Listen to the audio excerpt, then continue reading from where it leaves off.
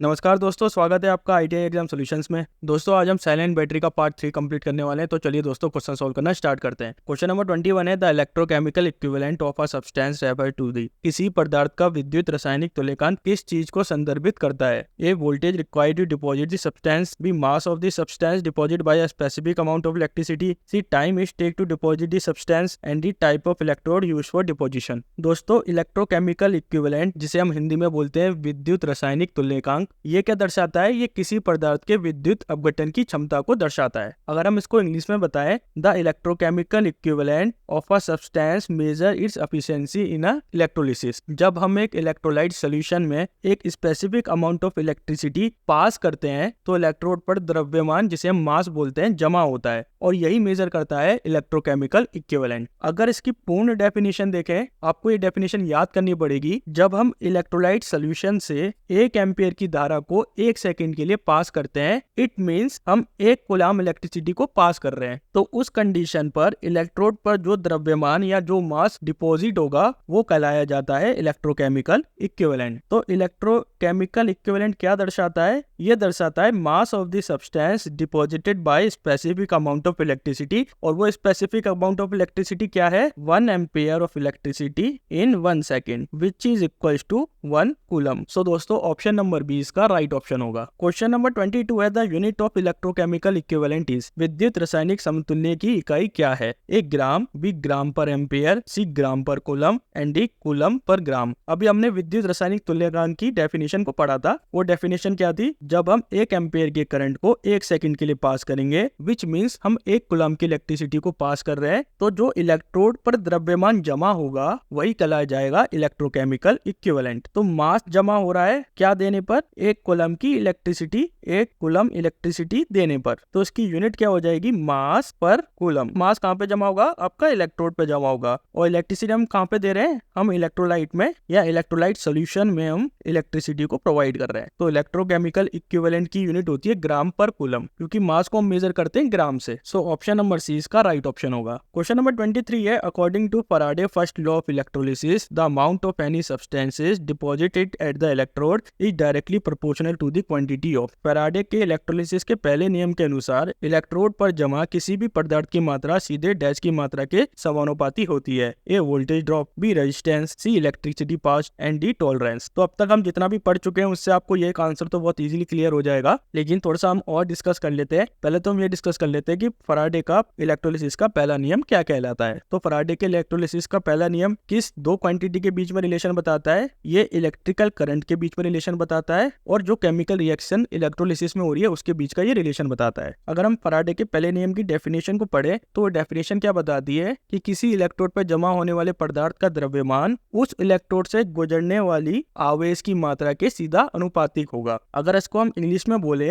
The mass of the substances deposited at any electrode is directly proportional to the amount of charge pass. जितना हम electricity pass करेंगे उतना ही ज्यादा electrode पर मास जमा होगा। तो मास जो होगा इलेक्ट्रोड का वो डायरेक्टली प्रोपोर्शनल किसके हो जाएगा? वो डायरेक्टली प्रोपोर्शनल हो जाएगा चार्ज के। तो इस इक्वेशन में इसी चीज को दर्शाया गया है, जहाँ पे m क्या है? Mass of a substances in gram. आपने जो हमने अभी इलेक्ट्रोकेमिकल इक्विवेलेंट की यूनिट पढ़ी थी वो क्या थी? ग्राम पर कूलम। तो मास किस में होता है? ग्राम में होता है। और ये जमा कहाँ होता है? ये इलेक्ट्रोड पर जमा होता है। और Q क्या होता है? ये होता है amount of charge in coulomb. और चार्ज का मतलब कि हमने इलेक्ट्रोलाइट से कितनी इलेक्ट्रिसिटी को पास करा। अब हमने यहाँ से डायरेक्टली प्रोपोर्शनल के साइन को हटाया तो एक कांस्टेंट आया Z, और हम चार्ज को क्या लिख सकते हैं? Current into time. लिख के दे देता हूँ आपको यहाँ पे, करंट मल्टीप्लाई में टाइम, ये होता है चार्ज। तो M क्या हो जाएगा? ZIT, क्योंकि हमने Q को क्या लिख दिया? करंट इनटू टाइम लिख दिया। और यहाँ पे Z क्या है? ये एक प्रोपोर्शनल कांस्टेंट है और इसकी यूनिट, Z की यूनिट होती है ग्राम पर कूलम में। और Z को और क्या बोला जाता है? इसे बोला जाता है इलेक्ट्रोकेमिकल इक्विवेलेंट। याद रखना, Z इज इलेक्ट्रोकेमिकल इक्विवेलेंट, विद्युत रासायनिक तुल्यकांक। सो दोस्तों इसका राइट आंसर होगा option number C, electricity pass. Question number 24 है what is the mathematical form of Faraday first law of electrolysis. Faraday के इलेक्ट्रोलिसिस का प्रथम नियम का गणितीय रूप क्या है? M equals to Z multiply में Q,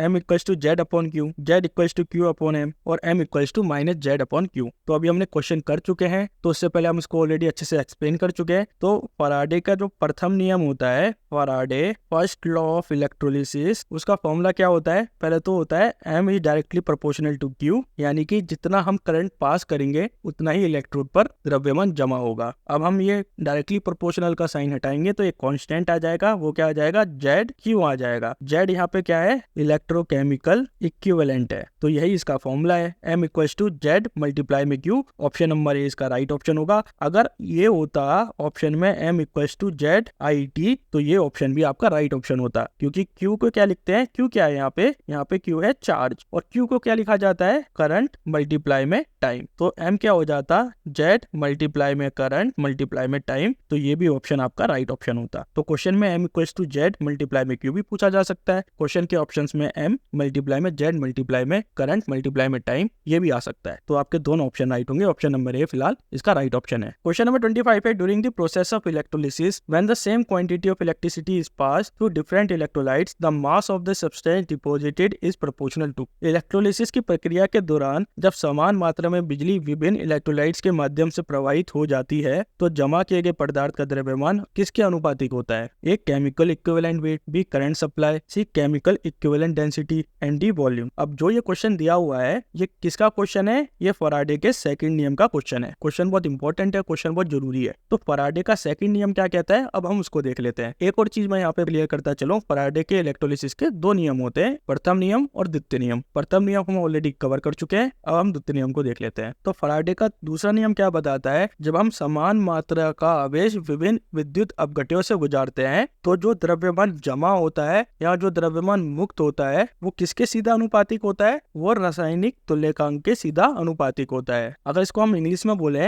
when the same amount of charge is pass through different electrolytes the masses of the substances deposited और liberated are directly proportional to the respective chemical equivalent और equivalent weight. तो इसको अगर हम फॉर्मूले में convert करें तो M is directly proportional to E। M यहाँ पे क्या है, मास है, और E क्या है, यहाँ पे इक्विवेलेंट वेट है। और अगर हम पहले नियम की बात करें उसमें मास किसके प्रोपोर्शनल था, उसमें मास चार्ज के प्रोपोर्शनल था, ये चार्ज हो गया, और ये पहला नियम है, ये दूसरा नियम है। और इसमें मास किसके प्रोपोर्शनल है, इक्विवेलेंट वेट के प्रोपोर्शनल है। और अगर हम same amount of charge different electrolytes में पास करते हैं तो इसको और क्या लिखा जा सकता है, M1 upon M2 is equal to E1 upon E2। और इक्विवेलेंट वेट या केमिकल इक्विवेलेंट क्या होता है, इक्विवेलेंट वेट रेशियो होता है एटॉमिक वेट का अपॉन में वैलेंसी का। तो ये कुछ इंपॉर्टेंट फॉर्मूले हैं जो आपको याद होने चाहिए। तीन इंपॉर्टेंट फॉर्मूले हैं। पहला तो फराडे का पहला नियम, वो क्या बताता है, M equals to ZQ। Faraday का दूसरा नियम M इक्वल्स टू E, और इक्विवेलेंट वेट जो ये वाला फॉर्मूला है। तो ये तीन फॉर्मूले आपको याद होने चाहिए। तो एक एग्जांपल है, आप सपोज मान लीजिए कि हमारे पास दो कंपोनेंट है, एक है सिल्वर और एक है कॉपर। अब हम इसमें इलेक्ट्रोलिसिस की प्रक्रिया कर रहे हैं, तो अगर हम दोनों में सेम अमाउंट ऑफ चार्ज को पास करेंगे तो जो सिल्वर के इलेक्ट्रोड पे मास डिपॉजिट होगा और जो कॉपर के इलेक्ट्रोड पे मास डिपॉजिट होगा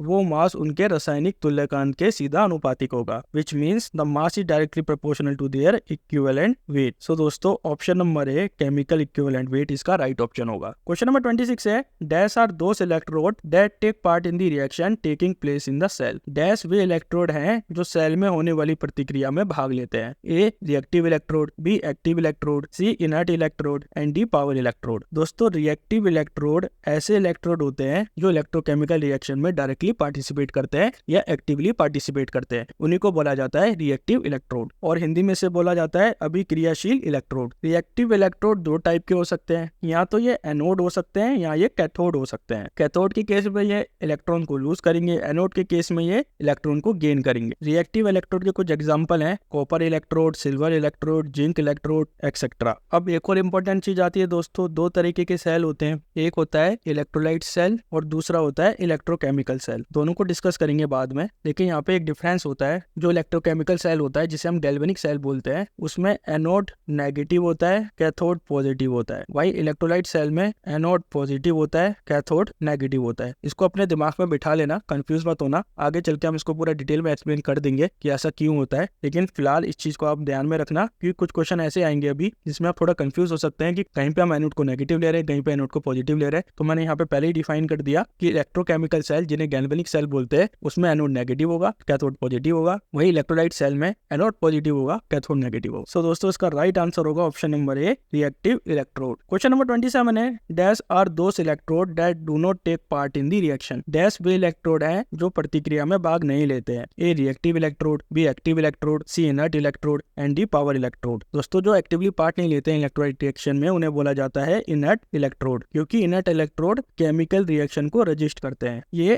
कंडक्टर की तरह एक्ट करते हैं to carry the electrical current, but ये डायरेक्टली ऑक्सीडेशन या रिडक्शन में पार्ट नहीं लेते हैं, सच एज ग्रेफाइट या कार्बन रोड। एग्जाम्पल है इसके carbon electrode, platinum electrode etcetera. ये एक्टिवली पार्ट नहीं लेते हैं, बट ये क्या रोल प्ले करते हैं, ये एक कंडक्टर का रोल प्ले करते हैं। हमें इलेक्ट्रिक करंट को भी तो फ्लो करवाना होगा, वो कौन फ्लो करवाएगा, वो कंडक्टर फ्लो करवाएगा, और कंडक्टर ऐसा होना चाहिए जो इलेक्ट्रोलिसिस की रिएक्शन में पार्ट ना ले। So option number C inert electrode इसका राइट ऑप्शन होगा। क्वेश्चन नंबर 28 है Faraday law of electrolysis can be used for. Faraday के विद्युत अपघटन का नियम का उपयोग किस लिए किया जा सकता है? A estimating the equivalent mass of element, B predicting reaction rate in non electrolyte process, C understanding the behaviour of ideal gases and D measuring the voltage of a battery. दोस्तों फैराडे लॉ ऑफ इलेक्ट्रोलिसिस को हम कई सारी various application में use कर सकते हैं, और स्पेशली कहाँ यूज करते हैं, जहाँ पे इलेक्ट्रिसिटी और केमिकल रिएक्शन का कोई संबंध बन रहा हो। इसको कहाँ का यूज करा जाता है? हम इसको इक्विवेलेंट मास को मेजर करने के लिए यूज कर सकते हैं। हम फैराडे लॉ ऑफ इलेक्ट्रोलिसिस से इलेक्ट्रोप्लेटिंग कर सकते हैं। इलेक्ट्रोप्लेटिंग क्या होता है? जब हम किसी मेटल पर या किसी धातु पर एक दूसरे मेटल की परत को चढ़ा दे उसे बोला जाता है इलेक्ट्रोप्लेटिंग, और ये मेटल को रिफाइन करने में या प्यूरिफाई करने में भी मददगार होता है। और इसका इस्तेमाल और कहाँ करा जाता है? इसका इस्तेमाल मेटल एक्सट्रैक्शन में भी करा जाता है। जब हमें किसी ओर से किसी मेटल को निकालना हो तो हम इलेक्ट्रोलिसिस की मदद लेते हैं। इसका इस्तेमाल फ्यूल सेल और गैल्वेनिक सेल में भी किया जाता है। फ्यूल सेल और गैल्वेनिक सेल क्या करते हैं? ये केमिकल एनर्जी को इलेक्ट्रिकल एनर्जी में कन्वर्ट करते हैं, और इनका इस्तेमाल ऑक्सीडेशन और रिडक्शन प्रोसेस में भी किया जाता है। तो दोस्तों इसका राइट ऑप्शन होगा option number A, estimating the equivalent mass of element. Question number 29 है Faraday law of electrolysis is limited because of it. Faraday का इलेक्ट्रोलिसिस का नियम सीमित है क्योंकि यहाँ A only applicable for ideal condition, B not suitable for complex electrochemical reaction, C non applicable for non electrolytes and D all of the above. दोस्तों Faraday के electrolysis के नियम की कुछ लिमिटेशन होती है। पहली लिमिटेशन क्या है? ये केवल आइडियल कंडीशन के लिए वैलिड होता है। आइडियल कंडीशन में हम क्या मांगते हैं कि इलेक्ट्रोड का यूनिफॉर्म सरफेस होना चाहिए,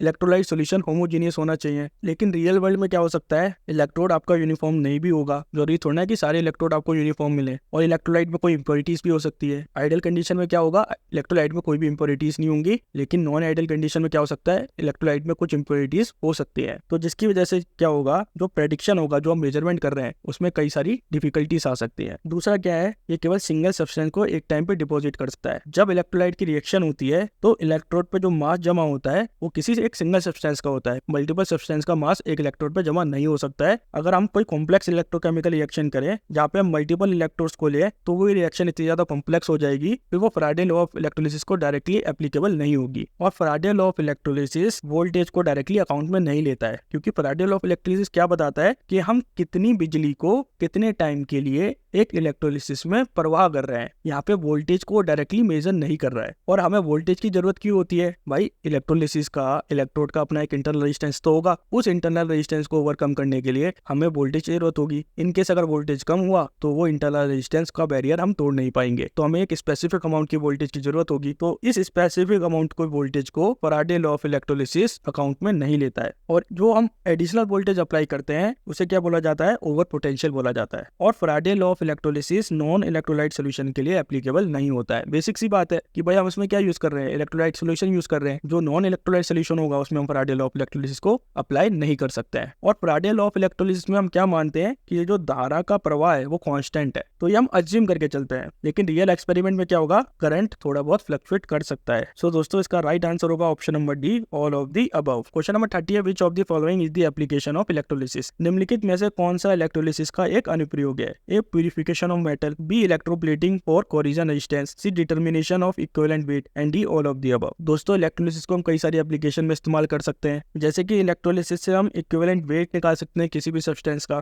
हम इलेक्ट्रोलिसिस की मदद से ओर से क्या निकालते हैं? मेटल निकाल सकते हैं। हम इलेक्ट्रोलिसिस की मदद से मेटल को प्यूरिफाई कर सकते हैं। इम्प्योर मेटल उस केस में क्या होता है? एनोड होता है, और प्योर मेटल को हम यूज करते हैं ऐसा कैथोड। ये इलेक्ट्रोड हो गए आपके। और जब करंट फ्लो करता है तो जो मेटल के आयंस होते हैं वो इलेक्ट्रोलाइट में डिसॉल्व हो जाते हैं और जो प्योर मेटल के आयन होते हैं वो कैथोड पर डिपॉजिट हो जाते हैं, तो जिसकी मदद से हम इम्प्योरिटीज को रिमूव कर देते हैं। और इलेक्ट्रोलाइट की मदद से हम प्योर गैसेस को भी एक्सट्रैक्ट कर सकते हैं, क्योंकि जब इलेक्ट्रोलिसिस की प्रक्रिया होती है और जब केमिकल रिएक्शन होती है तो कुछ गैसेस रिलीज होती हैं। फॉर एग्जांपल, हम हाइड्रोजन गैस और ऑक्सीजन गैस को इलेक्ट्रोलिसिस की मदद से एक्सट्रैक्ट कर सकते हैं, और इलेक्ट्रोलिसिस की मदद से हम इलेक्ट्रोप्लेटिंग भी करते हैं। सबसे कॉमन एग्जांपल इलेक्ट्रोलिसिस का क्या है, वो है इलेक्ट्रोप्लेटिंग। इलेक्ट्रोप्लेटिंग क्या है? इलेक्ट्रोप्लेटिंग एक टेक्निक है जिसमें हम एक मेटल पर एक दूसरे मेटल की थिन लेयर को चढ़ा देते हैं, ताकि आपका मेटल कोरिजन रेजिस्टेंस बन जाए, उसमें कोई जंग का प्रभाव ना हो, उसमें कोई अदर एटमॉस्फेरिक कॉन्टैक्ट का प्रभाव ना हो। तो इसी को बोला जाता है इलेक्ट्रोप्लेटिंग। और इसका इस्तेमाल ऑर्नामेंट बनाने के लिए, यानी कि जेवर बनाने के लिए भी करा जाता है। हम सिल्वर का एक इलेक्ट्रोड लेते हैं, गोल्ड का इलेक्ट्रोड लेते हैं और उससे इलेक्ट्रोप्लेटिंग करते हैं, तो गोल्ड की जो लेयर है वो सिल्वर पर चढ़ जाती है, उसी को बोला जाता है इलेक्ट्रोप्लेटिंग। तो उसकी वजह से हम अलग अलग ऑर्नामेंट भी बना सकते हैं। तो ये कुछ एप्लीकेशन थी इसकी। तो दोस्तों इसका राइट आंसर होगा option number D, all of the above. दोस्तों अगर आपको ये वीडियो पसंद आई है तो प्लीज इस वीडियो को लाइक कीजिए, हमारे चैनल को सब्सक्राइब कीजिए, एंड थैंक्स फॉर वॉचिंग।